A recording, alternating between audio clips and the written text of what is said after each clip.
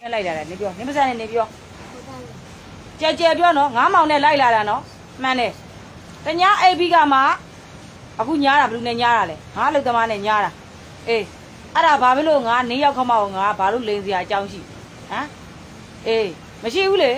အဲ့ဒါဘာဖြစ်လို့နေအမျိုးနေလှမ်းပြီးတော့အမကြီးကအဲ့လိုအကြောင်းပြောတယ်လို့ဘာလို့လှမ်းပြောတယ်သူ့မေမေလို့ငါပြောတာလေဟမ်သူ့မေမေလို့ငါပြောတဲ့ဟာကိုငါလိန်ပြောတာလည်းမဟုတ်ဒဲပြောတာလေဟမ်ငါရောက်မှလည်းနေတို့တယ်အခုနေမေနဲ့ငါနဲ့လည်းတိုက်ပြောတယ်ဟမ်မနေ့ကငါသမီးကပြောတယ်နေကိုစကားကိုထိပြောဖို့နေကိုမပြောဘူးလားအမေသိမလွယ်ဘူးတဲ့နေကိုမပြောဘူးလားအေးပြောတဲ့ဂျားတွေကအခုနေကပြောတာလေဟမ်မထိတ်ဘဲနဲ့ပြောတော့ငါအကြောင်းမလေးရတယ်နေကမပြောပြထားဘူးလားငါကောင်းရင်သူများတဲ့ကောင်းတယ်စိုးရင်သူများတဲ့စိုးတယ်လို့နေကငါပြောတယ်အခုနေအခုငါမောင်တဲ့အခုယူတယ်အခုငိမ့်မစိုးနဲ့ယူတယ်နော်အဲ့နှစ်ယောက်ကနေကိုအခုချိန်ကြီးစားဖို့တောက်ဖို့ဘာတွေဖန်တီးပေးထားလဲအေးအဝိစားအစားဘာဖန်တီးပေးထားလဲဖုံးပဲမရှိတာတော့ငါနေကိုထည့်ပေးတယ်နော်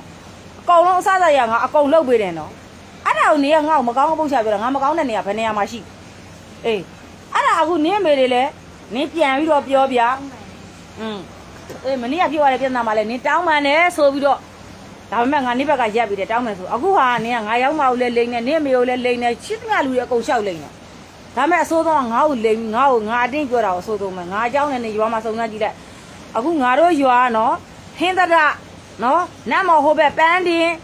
ငါတို့ရွာလူတွေအကုန်လုံးသိတယ်ငါရဲ့အကြောင်းစုံစမ်းကြည့်လိုက်ငါဒဲပြောတာနော်စုံစမ်းကြည့်လိုက်ငါနာမည်ပြက်လည်းမရှိခဲ့ဘူးငါသူများပေါ်လည်းမတရားမလုပ်ခဲ့ဘူးငါ့ကိုလည်းမဟုတ်တာလားမလို့နဲ့ငါမခံဘူးနော်အေးခုဒီနေ့ဆိုလို့ရှိရင်လင်းနောက်လိုက်လာတာ4ရက်အဲ့4ရက်အတော်တွင်းမှာနေ2ယောက်ပြောင်းတယ်နော်မှတ်ထားအေးအဲ့ဒါနေ့ကိုတက်တဲ့ယူပြီးတော့ငါရိုက်ထားတာမှတ်ထား